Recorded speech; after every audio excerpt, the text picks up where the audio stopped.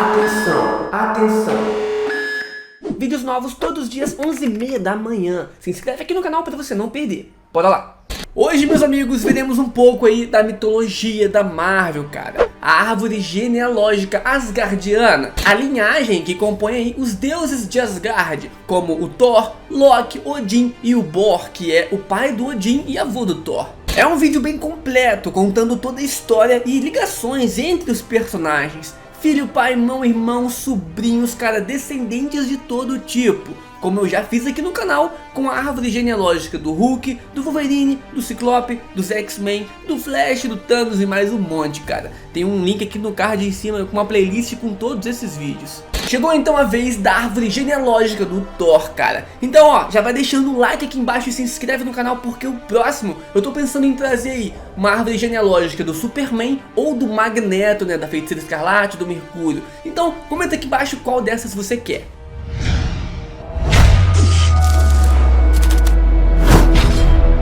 Para já iniciar o nosso vídeo aqui de maneira mais interessante, nessa árvore genealógica do Thor, cara, veremos também o seu parentesco com os deuses gregos. Pois é, cara, porque ele tem ligações diretas com o próprio Zeus, ou Poseidon, Hades, etc. Então fica bem atento aí, porque esse vídeo é bem complexo, cara. Bom, tudo começa com Buri, o bisavô do Thor, um dos primeiros deuses da mitologia nórdica. E ele foi o terceiro ser a existir depois do gigante Ymir, que é o primeiro gigante de gelo e o mais poderoso de todos.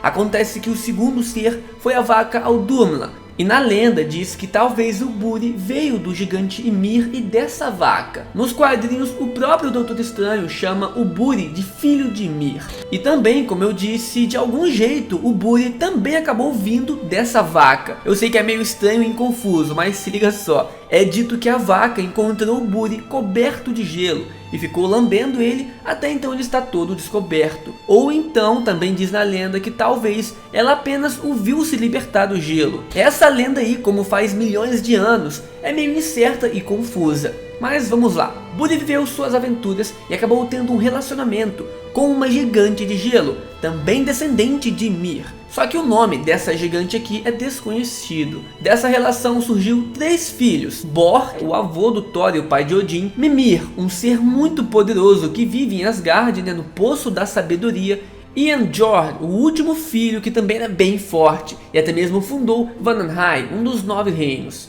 Para quem não sabe, esse segundo filho que eu mencionei, o Mimir, que é o tio-avô do Thor, foi o responsável por ajudar o Thor a se transformar no Rune King Thor, uma das versões mais poderosas do deus do trovão, mais poderosa até mesmo que o próprio Odin. Então Mimir é bem importante para as histórias asgardianas. Resumindo nessa importância, cara, se liga só. Odin sacrificou um olho para beber a água do poço de Mimir para ficar mais poderoso. Por isso então que ele usa aquele tapa-olho. Porém o Thor sacrificou os 2 olhos para beber a água do poço de Mimir. Isso o levou a aprender a antiga magia das runas. Depois de aprender as runas e também beber o poço de Mimir, o Rune King Thor se torna onisciente e ganha essa onisciência total, cara, pois vive no passado, presente e futuro simultaneamente e vê todos os aspectos da realidade, do nível quântico às estruturas cósmicas, cara, do nada absoluto a toda a criação. Mas beleza, agora que tu já sabe da importância do Mimir, vamos continuar com a árvore genealógica do Thor. Eu falei do Mimir, agora vamos falar de outro filho do Buri que eu também mencionei, o Bor, cara, que como eu falei era o avô do Thor. Ele também era muito poderoso, tanto que fundou Asgard e acabou superando seu pai Buri em um duelo, então se tornou líder dos Asgardianos. O tempo se passou e ele se juntou com uma gigante de gelo, a Bestla. Bor se casou com Bestla e ela teve 4 filhos, também super poderosos, verdadeiros deuses: Odin, o pai de todos, Kulborson, Vili e Veborson. Esses eram os 4 filhos do poderoso Bor. Uma curiosidade é que Vili e Veborson eram bem poderosos, porém acabaram morrendo, lutando ao lado do Odin. Então seus poderes de deuses asgardianos foram todos para o Odin. Assim então foi criada a famosa Odin Force, os poderes dos 2 irmãos indo e se fundindo com os poderes do próprio Odin. O outro irmão, Gulborson, era o irmão mais velho do Odin e um cara meio do mal, cara, conhecido como Snake, a serpente. Ele queria o trono pra si, como era o irmão mais velho, né? Mas os seus outros 3 irmãos ficaram contra ele e teve toda aquela história de família, né? E Odin acabou o banindo e o selou nas profundezas do oceano em Midgard. E pra quem não sabe, é a Terra, né? Assim que os Asgardianos chamam a Terra. Milhares de anos depois, Gulborson, que é o tio do Thor, cara, acabou se libertando. E então viraria uma ameaça grandiosa para a Terra, querendo espalhar o caos por todos os lados. Mas Thor e os Vingadores o impediu, né?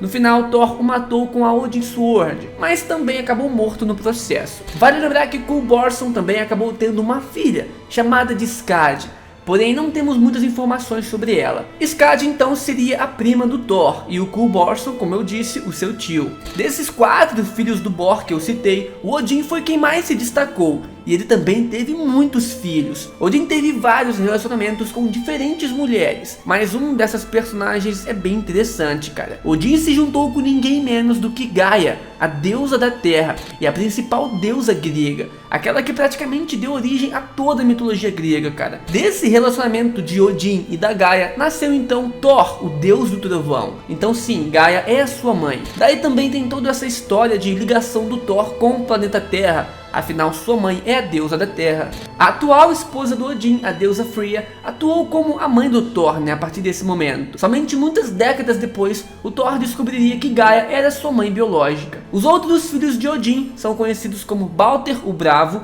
Tyr e Eärmund, que são tudo aí na mesma mãe, né, filhos de Freya. E também tem o Vidar Odinson, que é o filho da Grind, uma gigante. Todos eles são os meios irmãos do Thor. O Eärmund que eu citei é o mensageiro do Odin, né, graças à sua super velocidade. Ele é tipo o deus grego Hermes. E o Tyr é conhecido como o deus da guerra asgardiana. Odin teve mais filhos aí, cara, como por exemplo a Ângela, uma asgardiana muito poderosa. E também a Laússa, uma bebê que era muito forte, tipo o Zezé dos Incríveis. Ela tinha todos os poderes de Asgardiano e ainda conseguia, cara, gerar e manipular as chamas. Sem contar que também podia se transformar em um mini demônio. A bichinha era sinistra. Elas duas também são, obviamente, meias irmãs do Thor. Odin também teve mais outros filhos, só que adotivos, como no caso do Loki, o deus da mentira ou o deus da trapaça. Acontece que o Loki, cara, era filho do rei dos gigantes de gelo, Laufey, com a gigante Farbalt. E durante a guerra contra os Asgardianos, Odin acabou adotando o jovem Loki e o criou como o seu próprio filho ao lado do Thor. Loki foi sempre meio danadinho nos Paranauê, cara, e acabou tendo também vários filhos, como por exemplo a semideusa Tys Black, filha dele com uma humana. Aparentemente a Tys não tem nenhum poder, pelo menos ela não demonstrou nos quadrinhos. Outra filha dele também bem famosa é a Hela, a deusa asgardiana da morte, que controla Hel e Niflheim. No UCM, né, no universo cinematográfico da Marvel, a Hela foi colocada como a primeira filha do Odin. Porém, nos quadrinhos, ela é filha biológica do Loki com a gigante de gelo Argeboda. Inclusive, desse relacionamento com a gigante de gelo Argeboda, também nasceu, cara, o Lobo Fenris, aquele mesmo que apareceu em Thor Ragnarok. Nos quadrinhos, pelo menos, como eu disse, ele veio do Loki e dessa gigante. Ele é conhecido como o Deus Lobo, e os poderes dele, cara, nos quadrinhos eram iguais aos poderes dessa versão em UCM. Um lobo gigante muito forte e feroz, porém que também podia mudar a sua forma, tipo para um humano lobo. Mas ainda tem um mistério aqui, cara, que me deixa muito confuso. O Fenris Lobo é do gênero masculino, filho do Loki. Porém, nas histórias, narra que ele teve um acasalamento com Surtur, o gigante de fogo. E assim então nasceu 2 filhos e netos do Loki, né? Drong e Storm, que também viviam em Asgard. O deus lobo também teve alguns filhos, cara, que pertencem a essa árvore genealógica. Quando ele teve um relacionamento, por exemplo, com a gigante de gelo, que o nome é desconhecido. E assim nasceu o Hofran, um outro lobo semelhante ao seu pai, porém branco. Mas ok, voltando pro Loki, ele também teve outros filhos, como o caso da Jormungand, a serpente de Midgard. Quando essa serpente nasceu, Odin achou que Jormungand seria perigosa para Asgard, então a baniu para as profundezas da terra. Porém a bichinha ficou incrivelmente forte e também grande. Pra tu ter ideia, no seu tamanho máximo, ela chegava a dar voltas no planeta inteiro, cara, com o seu corpo. Ela também era muito resistente, e é quase impossível feri-la diretamente. A explicação para os filhos do Loki normalmente virem com aparência diferente, tipo o Lobo Fenris ou então a Serpente de Midgard, era que o Loki e a Angerboda possuíam poderes de mudança de forma. Então seus filhos acabaram surgindo com esses poderes também de mudar de formas e já vieram nessas formas de monstros. Tá, mas tu acha que acabou aqui, cara? Não. O Loki, como eu disse, é bem danadinho. Ele ainda teve mais um filho, conhecido como o Filho de Satã. A sua mãe é desconhecida e os seus poderes são mágicos. E ele também possui alguns atributos a mais como força asgardiana, super velocidade e tal. Mas o seu forte mesmo é a magia e o teletransporte. E por fim, mencionando essa linhagem do Loki, né? Ele também teve o Vale Halfling, metade gigante de gelo e metade humano. Porém ele tem alguns atributos divinos aí, como mais força, resistência, fator de cura e blá blá blá dos Asgardianos, né? Os poderes comuns de um ser divino lá de Asgard. Ele também tem uma maldição de nunca envelhecer. Portanto, todos esses filhos do Loki são sobrinhos adotivos do Thor. Essa árvore genealógica asgardiana ainda vai muito além do Thor, cara. Ele também teve muitos outros irmãos descendentes da deusa Gaia, a sua mãe. Só para vocês entenderem, Gaia, como eu disse, é a mãe natureza, a deusa da terra, aquela que deu origem a todos os deuses gregos, os deuses de Olímpia, né? E ela também é a mãe do Thor. Um dia ela conheceu Odin, né? E teve o pequeno deus do trovão. Acontece que Zeus é o neto da Gaia, portanto Zeus seria o sobrinho do Thor, cara, isso mesmo. Thor também é tio do Zeus e também irmão do Uranus. O Uranus é aquele deus grego que dele surgiu os ciclopes, né, aqueles bichos de um olho só grandão, e também os titãs. Portanto, o Thor tem ligações assim diretas com o ciclope e esses titãs.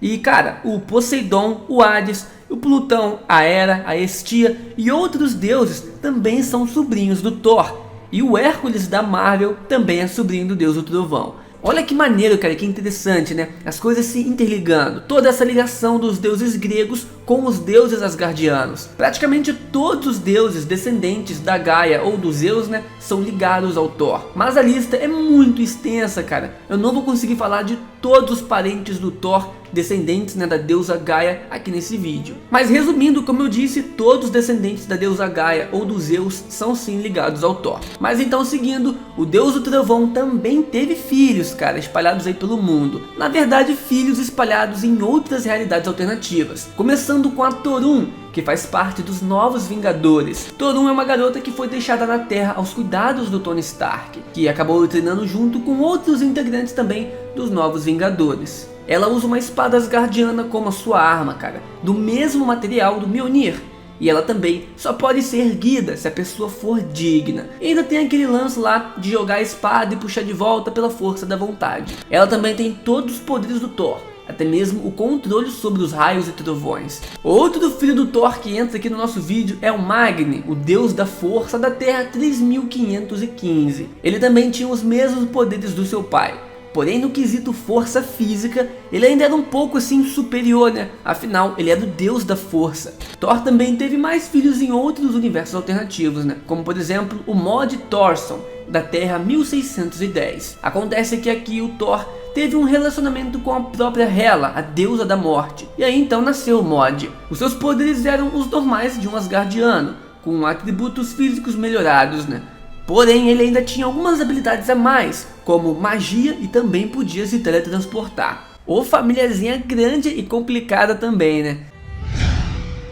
Das árvores genealógicas que eu já fiz aqui no canal, eu vou te falar que eu acho que essa aqui é uma das mais doidas e complicadas de todas, né? Pelo fato da mãe do Thor ser a deusa Gaia e criadora de todos os deuses gregos. Ela, como eu disse, tem milhares de descendentes. E os Asgardianos, cara, também tem muitos filhos. Tudo de uma vez. Então, para ganhar dessa árvore genealógica aqui de complexa, né? Eu acho que só do Flash. Comenta aqui embaixo qual das árvores genealógicas você aí acha a mais complicada de todas. Se inscreve no canal também, deixa o like. Até amanhã aqui, 11 horas da manhã e fui!